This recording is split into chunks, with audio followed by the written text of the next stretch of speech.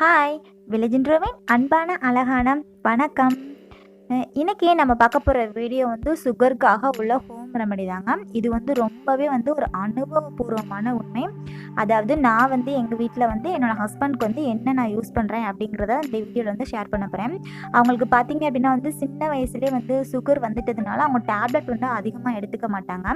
அதனால 2 வருஷமாகவே நான் அவங்களுக்கு இந்த பவுடர் கொடுத்துட்ருக்கேன். இப்போ பார்த்தீங்க அப்படின்னா சுகர் ஓரளவுக்கு கண்ட்ரோல் ஆகிருக்கு.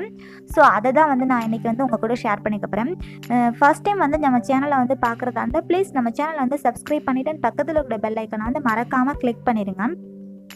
ஓகே ஃப்ரெண்ட்ஸ், இது என்ன அப்படின்னு பார்த்தீங்க அப்படின்னா எல்லாருக்குமே தெரியக்கூடிய நாவல் கொட்டை பொடி தாங்க. அதாவது சீசனுக்கு பார்த்தீங்க அப்படின்னா நாவல் பழம் நமக்கு ரொம்பவே நிறையா இருக்கும்.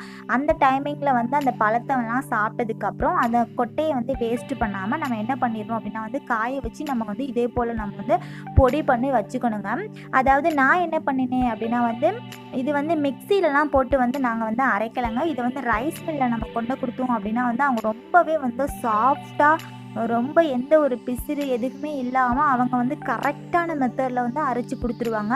இது பார்த்திங்க அப்படின்னா எங்களுக்கு ஓரளவுக்கு தீந்துருச்சு. இதில் ஒரு டப்பா ஃபுல்லாகவே இருந்தது. நாங்கள் கவர் போட்டு தான் நாங்கள் க்ளோஸ் பண்ணி வச்சுருந்தோம்.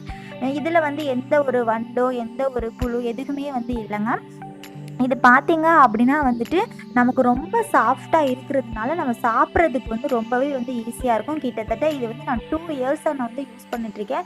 நீங்கள் கேட்டால் கூட நீங்கள் நம்பவே மாட்டீங்க. 2 இயர்ஸாக எவ்வளோ சாஃப்டாக இருக்குது அப்படிங்கிறத நீங்களே நீங்கள் பார்த்துக்கலாம். இந்த வீடியோவில் உங்களுக்கு தெரியும் எவ்வளோ சாஃப்டாக இருக்குது அப்படிங்கிறதுனால. இது என்ன பண்ணணும் அப்படின்னா ரெகுலராக நம்ம மார்னிங் எந்திரிக்க டயத்தில் வெறும் வயிற்றில் நம்ம இதை நம்ம சாப்பிடணும். அதாவது நம்ம ஒரு சின்ன ஸ்பூன் வச்சுட்டு அதில் ரேஷியோ கணக்குப்படி நம்ம சாப்பிடணும். ஒரு ஹாஃப் ஸ்பூன் இல்லைனா 1 ஸ்பூன் அளவுக்கு நம்ம சாப்பிடணும். இது சாப்பிட்டு வந்தாலே நமக்கு கிட்டத்தட்ட நம்மளுடைய சுகருக்கான ஒரு இதுவே நமக்கு நல்லா ஒரு ரிலீஃபாக இருக்கும். சுகர் ஆட்டோமேட்டிக்காக குறைஞ்சிடும். அதுக்காக நீங்கள் 1 மந்த் நீங்கள் சாப்பிட்டு நீங்கள் அடுத்த மாதம் நீங்கள் டெஸ்ட் பண்ணி பார்த்தீங்கனாலே உங்களுக்கு தெரியும்.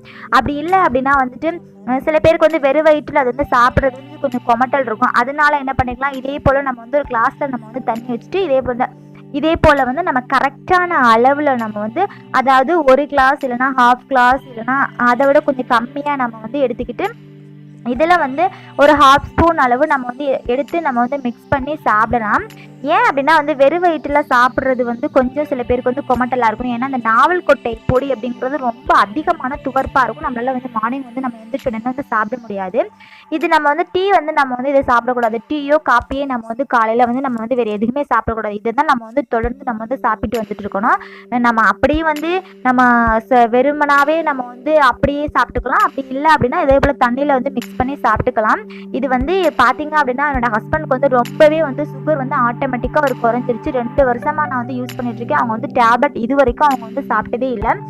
இதனால என்ன ஒரு பெனிஃபிட் அப்படின்னு பார்த்தீங்கன்னா அவங்களோட இந்த சுகர் இருக்கிறவங்களுக்கும் தெரியும். அந்த கை கால் வலிலாம் இருக்கும், ரொம்ப சிரமமாக இருக்கும், எந்த ஒருத்தையும் பார்க்க முடியாது. ஆனால் இது சாப்பிட்றதுனால அது இல்லை அப்படிங்கிறாங்க.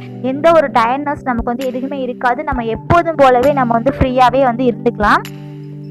இதே போல் பார்த்தீங்க அப்படின்னா அந்த சீசன் டயத்தில் நீங்கள் நாவல் பழத்தை சாப்பிட்டு அது கொட்டைகளை வேஸ்ட் பண்ணாமல் நீங்கள் இதை பவுடர் பண்ணி நீங்கள் வச்சுக்கிட்டீங்க அப்படின்னா என்னால் அடித்து சொல்ல முடியுங்க. ஒரு 5 இயர்ஸ்க்கு நம்ம கண்டினியூஸாக அதை தொடர்ந்து நம்ம சாப்பிட்டுட்டே இருக்கலாம். நமக்கு எந்த ஒரு இதுவுமே இருக்காது. நீங்கள் டேப்லெட் சாப்பிடணும், மற்ற எந்த ஒரு கஷாயம் சாப்பிடணும் அப்படிங்கிறதே இருக்காதுங்க. இதை நீங்கள் கண்டிப்பாக நீங்கள் ட்ரை பண்ணி பாருங்கள்.